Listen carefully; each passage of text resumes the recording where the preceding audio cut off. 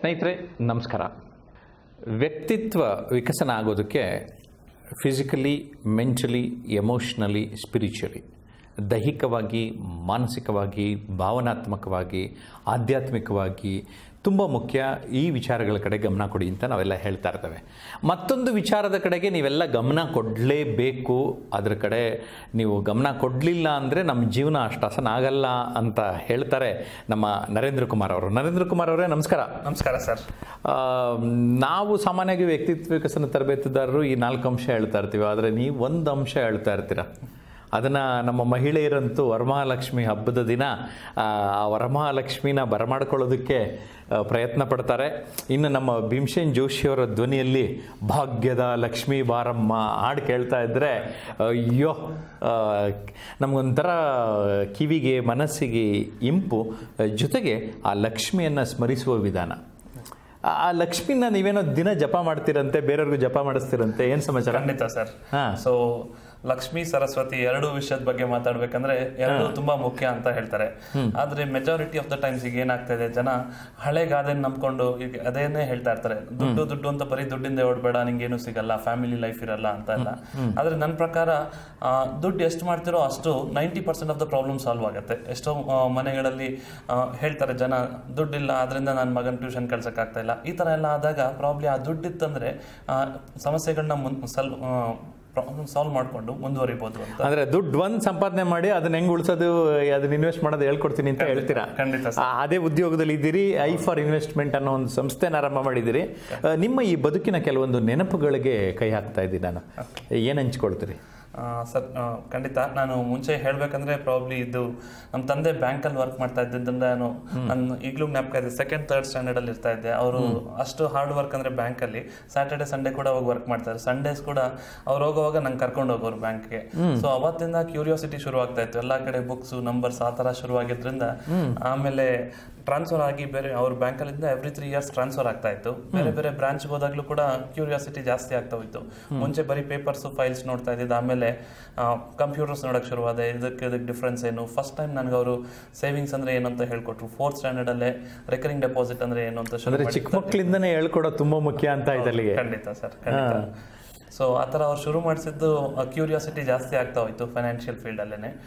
So ಅದು ಮುಂದುವರಿತಾ probably ನನ್ಗೆ PUC ಮಾಡ್ಬೇಕಾದ್ರೆ ಒಂದು ಇದಾಯ್ತು. ಒಂದು ಮೇಜರ್ ಇವೆಂಟ್ ಏನಂದ್ರೆ, ನಾನು ಎಂಜಿನಿಯರಿಂಗ್ ಮಾಡ್ಬೇಕಂತ ಬೆಂಗಳೂರು ಬಂದೆ. ಎಂಜಿನಿಯರಿಂಗ್ ಮಾಡ್ಬೇಕಂತ ಬಂದಾಗ PUC ಎಲ್ಲ ಚೆನ್ನಾಗಿ ಸ್ಕೋರ್ ಬಂತು. ಅದಾದ್ಮೇಲೆ ಎಂಜಿನಿಯರಿಂಗ್ ಆಲ್ಮೋಸ್ಟ್ ಹೋಗ್ಬೇಕು. CET ಕೌನ್ಸಿಲಿಂಗ್ ಟೈಮಲ್ಲಿ ಯಾರೋ ಸೀನಿಯರ್ ಕೇಳಿದೆ. ಅವ್ರು ಹೇಳಿದ್ರು, ಓಕೆ ನೀನ್ ಮ್ಯಾಥ್ಸ್ ಅಲ್ಲಿ ಎಷ್ಟು ಚೆನ್ನಾಗಿದ್ಯಪ್ಪ ಅಂತ. ನಾನಂದೇ ತುಂಬಾ ಚೆನ್ನಾಗಿ ಮಾಡ್ತೀನಿ, ಮ್ಯಾಥಮೆಟಿಕ್ಸ್ ಅಂದ್ರೆ ನಂಗೆ ತುಂಬಾ ಇಷ್ಟ ಅಂತ ಹೇಳ್ತಾ ಇದ್ದೆ. ಅದ್ರಲ್ಲಿ ಒಂದು ಸಬ್ಜೆಕ್ಟ್ ಪರ್ಟಿಕ್ಯುಲರ್ ಹೇಳಿದ್ರು, ಡಿಫ್ರೆನ್ಸಿಯೇಷನ್ ಇಂಟಿಗ್ರೇಷನ್ ಅಂತ. ಅದೆಷ್ಟು ಚೆನ್ನಾಗಿ ಬರುತ್ತೆ ಅಂದ್ರು. ಸೊ ನಾನು ಅದಂದ್ರೆ ತುಂಬಾ ವೀಕ್, ಅದ್ರಲ್ಲಿ ನನ್ಗೆ ಅರ್ಥ ಆಗಿಲ್ಲ. ಟ್ಯೂಷನ್ಗೆ ಹೋದೆ, ಗೊತ್ತಾಗ್ಲಿಲ್ಲ ಅಂದೆ. ಅವ್ರು ಹಾಗಿದ್ರೆ ಇಂಜಿನಿಯರಿಂಗ್ ಹೋಗ್ಲೇಬೇಡ, 5 ಸೆಮಿಸ್ಟರ್ ಕೂಡ ನಿನಗೆ ಬರೀ ಇಂಜಿನಿಯರಿಂಗ್ ಅಲ್ಲಿ ಇದೇ ಇರುತ್ತೆ, ಇದು ಬಿಟ್ರೆ ಬೇರೆ ಏನು ಇರಲ್ಲ ಅಂತ ಹೇಳಿದ್ರು. ಸೊ ಅದ್ ಒಂದು ಪಾಯಿಂಟ್ ಆಫ್ ಟೈಮ್ ಅಲ್ಲಿ ನನಗೆ ಇಂಜಿನಿಯರಿಂಗ್ ಇಂದ ದೂರ ಹೋಗ್ಬೇಕಾಯ್ತು. ಈ ಒಂದು ಅಂದ್ರೆ ಒಬ್ರು ಒಂದು ಸಲಹೆ ಕೊಟ್ಟಿದ್ದು ಅದನ್ನ ತಕ್ಷಣ ತಗೊಂಡು ನೀವು ಪಾಲಿಸ್ಕೊಂಡ್ರೆ ಲೈಫ್ ಎಲ್ಲ ಅಲ್ಲೇ ಯೂಟರ್ನ್. ಎಕ್ಸಾಕ್ಟ್ಲಿ, 100% ಖಂಡಿತ ಸರ್. ಸೊ ಇಲ್ಲ ಹಾಗೆ ಚೇಂಜಸ್ ನನಗೆ ಪ್ರಾಬ್ಲಿ ಇನ್ನೇನು ಆಪ್ಷನ್ ಅಂತ ಗೊತ್ತಾಗಿಲ್ಲ ಆ ಮೂಮೆಂಟ್ ಅಲ್ಲಿ. ಸೊ PUC ಸೈನ್ಸ್ ಮಾಡಿದೆ, ಇನ್ನೇನ್ ಮಾಡ್ಬೋದು ಅಂದಾಗ ಯಾರೋ ಹೇಳಿದ್ರು, ನಿನ್ಗೆ BCom ಮಾಡಕ್ಕೂ ಕಷ್ಟ ಆಗ್ಬೋದು, ಯಾಕಂದ್ರೆ ಅಕೌಂಟ್ಸ್ ಏನು ಗೊತ್ತಿರಲ್ಲ, ಸೊ BBM ಹೋಗು ಅಂತ ಹೇಳಿದ್ರು. ಸೊ ಆ ಸಜೆಷನ್ ಮೇಲೆ ಶುರು ಮಾಡಿದ್ದು BBM ಅಲ್ಲಿ ಫೈನಾನ್ಸ್ ಸ್ಪೆಷಲೈಸೇಷನ್ ತಗೊಂಡೆ. ಅವತ್ತಿಂದ ನನಗೆ ಇನ್ನೂ ಸ್ವಲ್ಪ ಡಿಟೇಲ್ ಆಗಿ ಹೋಗ್ತಾ ಇತ್ತು. ಈಕ್ವಿಟಿ ಶೇರ್ಸ್ ಅಂದ್ರೆ ಏನು, ಇದ್ರಲ್ಲಿ ಸ್ವಲ್ಪ ಅರ್ಥ ಆಗಕ್ ಶುರು ಆಯ್ತು. ಸೊ ಈ ಗ್ರಾಜುಯೇಷನ್ ಮಾಡಿದ್ಮೇಲೆ ನನಗೆ ರಿಯಲೈಸ್ ಆಗಿದ್ದೇನೆಂದ್ರೆ, ಎಲ್ಲಾ ಕಡೆ ಕಾರ್ಪೊರೇಟ್ಸ್ ಅಲ್ಲಿ ಕೆಲಸ ಸಿಗ್ತಾ ಇತ್ತು. ಅವತ್ತು ಕ್ಯಾಂಪಸ್ ಪ್ಲೇಸ್ಮೆಂಟ್ಸ್ ಅಂತ ಆಕ್ಸೆಂಚರ್ ಇಲ್ಲೆಲ್ಲ ಪ್ಲೇಸ್ಮೆಂಟ್ಸ್ ಮಾಡ್ತಾ ಇದ್ರು ಕಂಪನಿ, ಕಾಲೇಜಲ್ಲಿ.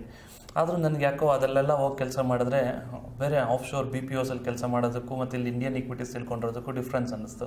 ಸೊ ಅದರಿಂದ ನನ್ನ ಇಂಟ್ರೆಸ್ಟ್ ಇಂದ ನಾನು ಹೋಗಿ ಒಂದು ಸ್ಟಾಕ್ ಬ್ರೋಕಿಂಗ್ ಫರ್ಮ್ ಅಲ್ಲಿ ಕೆಲಸಕ್ಕೆ ಸೇರಿದೆ. ಅಂದ್ರೆ ನೋಡಿ, ಎಷ್ಟೊಂದು ಜನ ಅಯ್ಯೋ ನನ್ನ ಕ್ಯಾಂಪಸ್ನವ್ರು ಸೆಲೆಕ್ಟ್ ಮಾಡಲಿಲ್ಲ ಅಂತ ಕೊರಗ್ತಾ ಇರ್ತಾರೆ. ನಿಮ್ಮಂತ ನೋಡಿ ಕಲಿಬೇಕು. ಅಲ್ಲೆಲ್ಲ ಸ್ಟಾಕ್ ಬ್ರೋಕಿಂಗ್ ಫರ್ಮ್ಗೆ ಹೋಗ್ತೀರಿ, ಅಲ್ಲಿ ಅನುಭವ ಹೇಗಿತ್ತು? ತುಂಬಾ ಚೆನ್ನಾಗಿತ್ತು. ಇದಕ್ಕೆಲ್ಲದಕ್ಕೂ ಫೌಂಡೇಶನ್ ಪ್ರಾಬ್ಲಿ ಮನೆಯಲ್ಲಿ ಮುಂಚೆಯಿಂದ ನನಗೆ ಯಾರು ಏನು ತಡಿಲಿಲ್ಲ. ಏನ್ ಕೋರ್ಸ್ ಮಾಡ್ತೀನಿ ನಿನ್ನ ಇಷ್ಟ ಅಂತ ಇದ್ರು, ಏನೇ ಮಾಡಕ್ ಹೋದ್ರು ಅಂದ್ರೆ ನಿಮ್ಮ ಮೇಲೆ ನಂಬಿಕೆ. ಹೌದು, ಆ ಸಪೋರ್ಟೇ ನನಗೆ ಎನ್ಕರೇಜ್ಮೆಂಟ್ ಆಗಿತ್ತು. ಸೊ ಅದರಿಂದ ನಾನು ಮುಂದುವರಿತಾ ಹೊರತು ಅಲ್ಲಿ ಈಕ್ವಿಟೀಸ್ ಅಂದ್ರೆ ಇನ್ನು ಪ್ರಾಕ್ಟಿಕಲ್ ಆಗಿ ಅರ್ಥ ಮಾಡ್ಕೊಳಕ್ಕೆ ಹೆಲ್ಪ್ ಆಯ್ತು. ಅಲ್ಲಿವರೆಗೂ ಬರೀ ಥಿಯರಿ ನೋಡ್ತಾ ಇದ್ದೆ, ಈಗ ಪ್ರಾಕ್ಟಿಕಲ್ ಈಕ್ವಿಟಿ ಶೇರ್ಸ್ ಅಂದ್ರೆ ಏನು, ಇದರಲ್ಲಿ ಹೇಗೆ ಟ್ರೇಡ್ ಮಾಡ್ತಾರೆ, ಜನ ಹೇಗೆ ದುಡ್ಡು ಗಳಿಸ್ತಾರೆ, ಕೆಲವರಿಗೆಲ್ಲ ಒಪಿನಿಯನ್ ಇರುತ್ತೆ ಈಕ್ವಿಟಿ ಶೇರ್ಸ್, ಅದು especially southern part of India, Karnataka, Kerala, Tamil Nadu, Andhra Pradesh ಜನಗಳೆಲ್ಲ ಮುಂಚೆಯಿಂದ ಪೋಸ್ಟ್ ಆಫೀಸ್, ಬ್ಯಾಂಕ್ ಡೆಪಾಸಿಟ್ಸ್ ಅಂತಾನೆ ಇರ್ತಾರೆ. ಈಕ್ವಿಟಿ ಶೇರ್ಸ್ ಅಂದ ತಕ್ಷಣ ಬರೀ ಕಳ್ಕೊಳೋದೇ ದುಡ್ಡು ಅಂತ ಹೇಳ್ತಾ ಇದ್ರು. ಸೊ ಅಲ್ಲಿ ಹೋದ್ಮೇಲೆ ನನಗೆ ನಿಜವಾದ ಅನುಭವ ಆಯ್ತು, ಶೇರ್ಸ್ ಅಂದ್ರೆ ಏನು, ಹೇಗೆ ದುಡ್ಡು ಮಾಡ್ಬೋದು ರಿಯಲಿ ಜನ ಅನ್ನೋದು ಅರ್ಥ ಆಗಕ್ಕೆ ಶುರುವಾಯ್ತು. ಇದೆಲ್ಲ ಸ್ವಲ್ಪ ಅರ್ಥ ಮಾಡಿಸಿ ಸರ್, ನಮಗೆಲ್ಲ ಅರ್ಥ ಆಗೋದಿಲ್ಲ.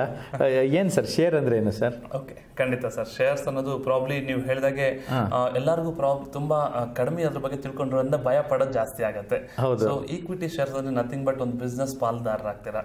ಒಂದು ಬಿಸ್ನೆಸ್ ಹೇಗ್ ನಡೆಯುತ್ತೆ ಅನ್ನೋದ್ರ ಮೇಲೆ ನಿಮ್ ದುಡ್ಡು ಬೆಳೆಯುತ್ತಾ ಅಥವಾ ಕೆಳಗೋಗುತ್ತಾ ಅನ್ನೋದ್ರ ಮೇಲೆ ಡಿಪೆಂಡ್ ಆಗುತ್ತೆ. ಅದನ್ನ ಯಾರು ಜನ ಏನಂತ ಅರ್ಥ ಮಾಡ್ಕೊಂಡಿದ್ದಾರೆ ಇವತ್ತು, ಈಕ್ವಿಟಿ ಅಂದ್ರೆ ಶೇರ್ಸ್ ಸ್ಪೆಕ್ಯುಲೇಷನ್, ಇದು ಲಾಟ್ರಿ ಅಂತ ಹೇಳ್ತಾರೆ. ಅದು ಖಂಡಿತ ತದ್ವಿರುದ್ಧ. ಇದು ಏನಂದ್ರೆ ಒಂದು ಕಂಪ್ನಿ ಚೆನ್ನಾಗಿ ಮಾಡ್ತಾ ಇದೆ, ನೀವು ದುಡ್ಡು ಕೊಟ್ಟಿದ್ದೀರಾ, ನಿಮ್ ಬಿಸ್ನೆಸ್ ಚೆನ್ನಾಗಿ ನಡೀತಾ ಇದೆ ಅಂದ್ರೆ ಆಟೋಮೆಟಿಕಲಿ ನಿಮ್ ಶೇರ್ಸ್ ಪ್ರೈಸಸ್ ಜಾಸ್ತಿ ಆಗ್ತಾ ಹೋಗುತ್ತೆ. ಈ ಜಾಸ್ತಿ ಆಗ್ತಾ ಆಗ್ತಾ ನೀವು ದುಡ್ಡು ಮಾಡ್ತೀವಿ. ಒಂದು ಕಂಪ್ನಿ ಉದಾಹರಣೆ ಕೊಡಿ ಸರ್ ನೋಡೋಣ. ಸುಮ್ಮನೆ ಇವಾಗ ಒಂದು 20-25 ವರ್ಷದಿಂದ ಯಾವುದೋ ಒಂದು ಶೇರ್ ತಗೊಂಡಿದ್ರೆ ಅದೆಷ್ಟು ಬೆಲೆ ಜಾಸ್ತಿ ಆಗಿರ್ಬೋದು ಅಂತ? ಇದು ನಾನೊಂದು ಪರ್ಸನಲಿ ಒಂದು ಲೆವೆಲ್ ಕ್ಯಾಲ್ಕುಲೇಷನ್ ಮಾಡಿದ್ದೀನಿ. ಒಂದು ಸಿಂಪಲ್ ಎಕ್ಸಾಂಪಲ್, ವಿಪ್ರೋದೇ ಎಕ್ಸಾಂಪಲ್ ತಗೊಂಡ್ರೆ 1985 ಅಲ್ಲಿ ಫಸ್ಟ್ ಟೈಮ್ ಪಬ್ಲಿಕ್ ಇಶ್ಯೂ ಬಂತು. ಶೇರ್ಸ್ ಎಲ್ಲ ಇಶ್ಯೂ ಬಂದಾಗ ಇಂಡಿಯಾದಲ್ಲಿ ಅಜೀಂ ಪ್ರೇಮ್ಜಿಗೆ ಯಾರು ದುಡ್ಡು ಕೂಡ ಕೊಡ್ತಾ ಇರಲಿಲ್ಲ, ಬ್ಯಾಂಕ್ ಲೋನ್ಸ್. ಅವತ್ತು ಅವ್ರ ಫಾದರ್ಗೆ ಅಷ್ಟೇ ಬಿಸ್ನೆಸ್ ಅಕ್ಯುಮೆಂಟ್ ಇದ್ರು ಕೂಡ ಡಾಲ್ಡಾ ಅನ್ನೋ ಬ್ರ್ಯಾಂಡ್ ಅವ್ರು ನಡೆಸ್ತಾ ಇದ್ರು. ಕಂಪ್ಯೂಟರ್ಸ್ ತರ್ತೀವಿ ಅಂದ್ರೆ ಯಾವ ಬ್ಯಾಂಕ್ನವರು ಲೋನ್ ಕೊಡಲಿಲ್ಲ. ಅವ್ರು ಫಸ್ಟ್ ಟೈಮ್ ಡಿಸೈಡ್ ಮಾಡಿದ್ದು, ನಾನು ಜನಗಳ ಹತ್ರ ಹೋಗಿ ದುಡ್ಡು ಕೇಳ್ತೀನಿ ಅಂತ. ಜನಗಳನ್ನೆಲ್ಲ ಪಾರ್ಟ್ನರ್ ಮಾಡ್ಕೊಂಡ್ರು, ಅಂದ್ರೆ ಇಕ್ವಿಟಿ ಶೇರ್ಸ್ ಇಶ್ಯೂ ಮಾಡ್ತಾ ಹೋದ್ರು. ಅವತ್ತು ಜನಗಳು ಯಾರಾದ್ರೂ 10,000 ರೂಪಾಯಿ ಹಾಕಿದ್ರೆ 1985-86 ಅಲ್ಲಿ, ಆ ದುಡ್ಡು ಇವತ್ತು ಏನಿಲ್ಲ ಅಂದ್ರೂ 770 ಕೋಟಿ ರೂಪಾಯಿ ಆಗಿದೆ. 10,000 ಹಾಕಿದ್ದು 770 ಕೋಟಿ. ಹೌದು. ಏನ್ ಸರ್, 1 ಕೋಟಿ ಸಿಕ್ಕಿದ್ರೆ ಸಾಕು ಅಂತ ಎಷ್ಟೊಂದು ಜನ ಯೋಚನೆ ಮಾಡ್ತಾ ಇರ್ತಾರೆ ಮಾತು ಕೇಳಿದ್ರೆ. ನಿಜ, ಅದು ಖಂಡಿತ ನಿಜ. ಯಾಕಂದ್ರೆ ನೀವು ಹೇಳಿದಾಗೆ ಒಂದು ಬಿಸ್ನೆಸ್ ಅಲ್ಲಿ ಟೈಮ್ ಕೊಟ್ರೆ ಬಿಸ್ನೆಸ್ ಎಷ್ಟು ಚೆನ್ನಾಗಿ ಬೆಳೆಯುತ್ತೋ ಅದ್ರ ಮೇಲೆ ನಮ್ ದುಡ್ಡು ಬೆಳೀತಾ ಹೋಗುತ್ತೆ. ತುಂಬಾ ಚೆನ್ನಾಗಿ ಹೇಳಿದ್ರಿ ನರೇಂದ್ರ. ಈ ಮ್ಯೂಚುವಲ್ ಫಂಡ್ ಅಂತಾರಲ್ಲ ಏನು?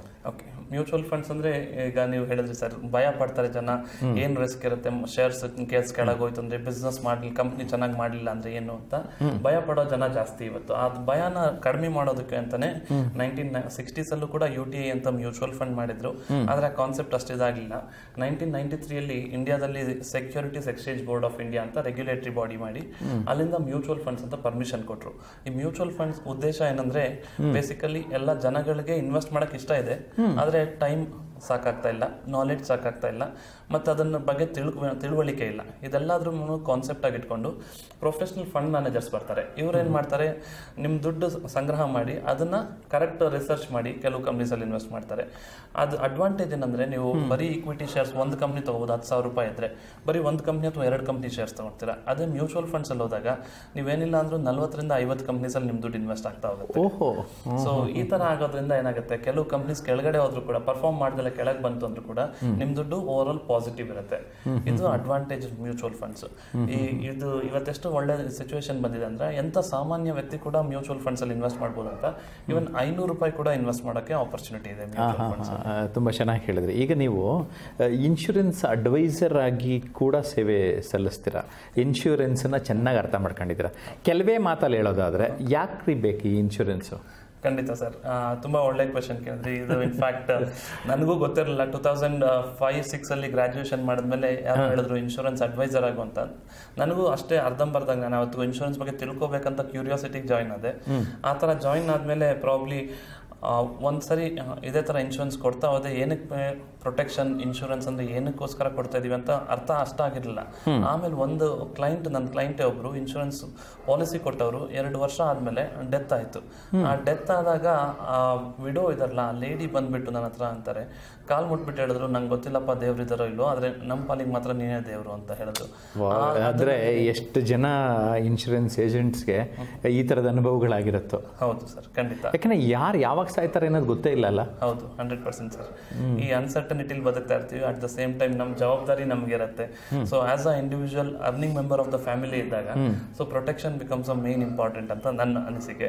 ಸೊ ಲಾಸ್ಟ್ 13 years ಇಂದ ಪ್ರಾಬ್ಲಿ ಒಂದೆರಡು ಸಿಚುವೇಶನ್ ಇವೆಂಟ್ ಏನಾಗಿದೆ, ಅದರಿಂದ ನನಗೆ ಅನ್ಸಿದ್ದು ಇನ್ಶೂರೆನ್ಸ್ ಇಂಡಸ್ಟ್ರಿ ಹೊರಗಡೆ ಹೋಗೋಕ್ಕಾಗಿಲ್ಲ ನನಗೆ. ಪ್ರಾಬ್ಲಿ ಇಂಜಿನಿಯರ್ ಆಗಿದ್ರೆ ಇದೆಲ್ಲ ಮಾಡ್ತಾ ಇದ್ನೋ ಇನ್ನೂ ಗೊತ್ತಿಲ್ಲ. ಆದ್ರೆ ಇನ್ವೆಸ್ಟ್ಮೆಂಟ್ಸ್ ಅಂತ ಬಂದಿದ್ರಿಂದ ಇದುವರೆಗೂ ಎಷ್ಟೋ ಕ್ಲೈಂಟ್ಸ್ಗೆ ನಾನು ಇನ್ವೆಸ್ಟ್ಮೆಂಟ್ಸ್ ಇಂದ ದುಡ್ಡು ಬೆಳೆದು ಈಗ ಅವರು ಮನೆ ತಗೊಳಕ್ ಕೂಡ ಆಗಿದೆ. ಇನ್ಫ್ಯಾಕ್ಟ್ ಹೇಳ್ಬೇಕಂದ್ರೆ ಈ ವಾಚ್ ಕೂಡ ನನ್ನ ಕ್ಲೈಂಟ್ ಗಿಫ್ಟ್ ಮಾಡಿದ್ದು one of the expensive watches ಇದು, ಫಾಸಿಲ್ ವಾಚ್. ಅವ್ರ ಮಗನ ಎಜುಕೇಶನ್ಗೆ ಇನ್ವೆಸ್ಟ್ ಮಾಡಿದ ದುಡ್ಡಿಂದ ಬಂತು. ಪ್ಲಸ್ ಅದಲ್ದಲೆ ಅವ್ರ ಮನೆ ತಗೊಂಡು ಗೃಹ ಪ್ರವೇಶಕ್ಕೆ ಕರೆದಿದ್ರು, ಕೊಟ್ಟಿದ್ ಗಿಫ್ಟ್ ಇದು. ಸೊ ನನಗೂ ಟೋಟಲ್ ಅಂದ್ರೆ ಎಷ್ಟೊಂದು ಜನ ನೆನೆಸ್ಕೊಳ್ತಾ ಇರ್ತಾರಲ್ಲ, ಎಲ್ಲೋ ಒಂದ್ ಕಡೆ ಆತ್ಮತೃಪ್ತಿ ಅನ್ನುವಂಥದ್ದು ನಮಗೆ ಸಿಗುತ್ತೆ. ನೀವು ಬೇರೆ ಬೇರೆ ಕಡೆ ಕೆಲಸ ಮಾಡಿದ್ರಿ, ಅದನ್ನೆಲ್ಲ ಪಕ್ಕಕ್ಕಿಟ್ರಿ. ಈಗ ಐ ಫಾರ್ ಇನ್ವೆಸ್ಟ್ಮೆಂಟ್, ನಾನು ನಿಮ್ಗೋಸ್ಕರ ಇನ್ವೆಸ್ಟ್ ಮಾಡ್ಸಕ್ಕಿದ್ದೀನಿ, ಬಂದ್ರೆ ನನ್ನ ನಂಬಿ ಅಂತ ಧೈರ್ಯವಾಗಿ ಹೇಳ್ತಾ ಇದ್ದೀರಾ. ಏನ್ ಧೈರ್ಯ ಕೊಡ್ತೀರಾ, ಏನ್ ನಂಬಿಕೆ ಕೊಡ್ತೀರಾ? ಸೊ ಈ ಲಾಸ್ಟ್ 10-12 ವರ್ಷದಲ್ಲಿ ಅನುಭವ ಆಗಿರೋದೇನಂತ ಅಂದ್ರೆ ನನಗೆ ಎಲ್ಲ ಇನ್ವೆಸ್ಟ್ ಮಾಡಿದವರೆಲ್ಲ ದುಡ್ಡು ಚೆನ್ನಾಗಿ ಮಾಡಿದ್ದಾರೆ. ಪರ್ಸನಲ್ ಲೆವೆಲ್ ಅಲ್ಲೂ ನನ್ನ ಫ್ರೆಂಡ್ಸ್ ರಿಲೇಟಿವ್ಸ್ ಎಲ್ಲ ಚೆನ್ನಾಗಿ ದುಡ್ಡು ಮಾಡಿದ್ದಾರೆ. ಈ ಒಂದು ಆಪರ್ಚುನಿಟಿ ಏನಂದ್ರೆ ಇಂಡಿಯಾದಲ್ಲಿ ಆಪರ್ಚುನಿಟೀಸ್ ಇದೆ ಈಕ್ವಿಟಿ ಮಾರ್ಕೆಟ್ ಅಲ್ಲಿ. ಈಗ ಯಾರು ಇನ್ವೆಸ್ಟ್ ಮಾಡ್ತಾರೋ ನೆಕ್ಸ್ಟ್ 15-20 ವರ್ಷದಲ್ಲಿ ಅವ್ರ ದುಡ್ಡು ಮಲ್ಟಿಪಲ್ ಫೋಲ್ಡ್ ಅಲ್ಲಿ ಬೆಳೆಯೋ ಚಾನ್ಸಸ್ ಜಾಸ್ತಿ ಇದೆ.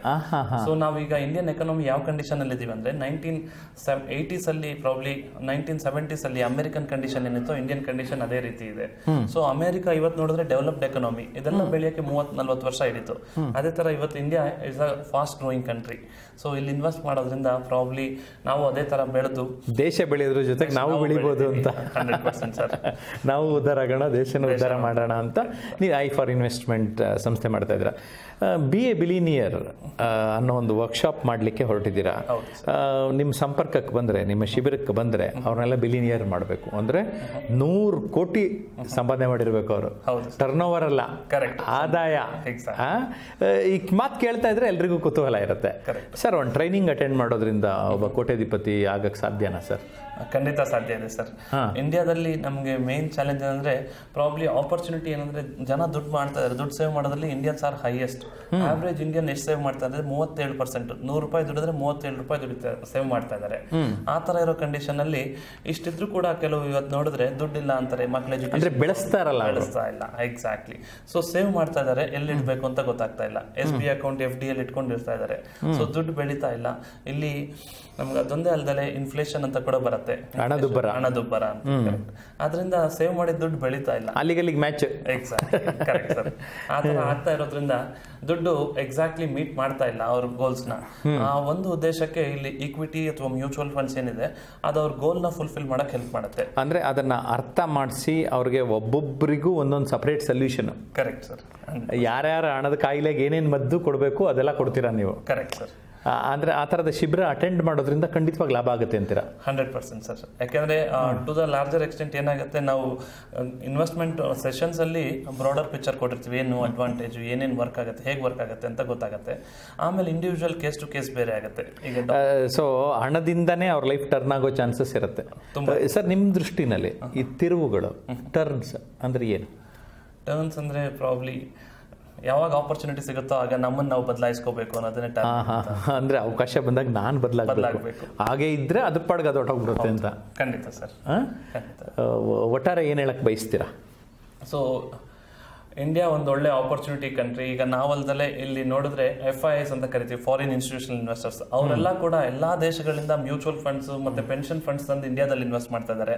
ಆದ್ರೆ ತುಂಬಾ ಬೇಜಾರಾಗೋ ವಿಷಯ ಏನಂದ್ರೆ only 5% of the Indians are participating in Indian equities. So 100ರಲ್ಲಿ 5 ಜನ ಮಾತ್ರ ಇಕ್ವಿಟೀಸ್ ಅಲ್ಲಿ ಪಾರ್ಟಿಸಿಪೇಟ್ ಮಾಡ್ತಾರೆ. ಈ 5 ಜನ ದುಡ್ಡು ಮಾಡ್ತಾರೆ, ಉಳಿದವರೆಲ್ಲ ಮಾಡ್ಲಿ ಅಂತ ನಾನು ಈ ಸಂಸ್ಥೆ ಶುರು ಮಾಡಿದ್ದು. ಸೊ ನನ್ನ ದೂರದೃಷ್ಟಿ ಇದೇನೆ, ಎಲ್ಲಾರನ್ನೂ ಬಿಲಿಯನೇರ್ಸ್ ಮಾಡ್ಬೇಕು. ನಾನು ಯಾರು ಮೀಟ್ ಆಗ್ತೀನೋ ಅವ್ರನ್ನೆಲ್ಲ ಬಿಲಿಯನೇರ್ ಮಾಡೋದು ಉದ್ದೇಶ. ಗ್ರೇಟ್ ನರೇಂದ್ರ, ನಿಮ್ಮ ಸಂಪರ್ಕಕ್ಕೆ ಬಂದವ್ರನ್ನೆಲ್ಲ ಬಿಲಿನಿಯರ್ಸ್ ಮಾಡ್ತಾ ಇದ್ದೀರಾ. ತುಂಬಾ ಸಂತೋಷ. ನಿಮ್ಮ ಮಾತು ಕೇಳಿ ನಿಮ್ಮ ಹಿಂದೆ ಬರಲಿ ಎಲ್ಲರೂ. ನಿಮ್ಮ ದೂರವಾಣಿ ಸಂಖ್ಯೆಯನ್ನು ಹೇಗಿದ್ರು ಕೊಟ್ಟಿರ್ತೀವಿ, ಕಾಂಟ್ಯಾಕ್ಟ್ ಮಾಡ್ಬೋದು. ನಮ್ಮ ಯಾರ್ಯಾರು ಈ ವಿಡಿಯೋ ನೋಡ್ತಾ ಇದ್ದಾರೆ ಅವರೆಲ್ಲ. ನಿಮ್ಮ ಒಂದು ಅನಿಸಿಕೆ ಅಭಿಪ್ರಾಯಗಳಿಗೆ ಧನ್ಯವಾದಗಳನ್ನು ಹೇಳ್ತಾ, ನಿಮ್ಮ ಕನಸುಗಳು ಮತ್ತು ನಿಮ್ಮ ಯಾರು ಸಂಪರ್ಕ ಮಾಡ್ತಾರೋ ಅವರ ಕನಸುಗಳು ಗುರಿಗಳು ಕೂಡ ಈಡೇರಲಿ ಅಂತ ಹಾರೈಸ್ತೇನೆ. ಧನ್ಯವಾದಗಳು. Thank you very much.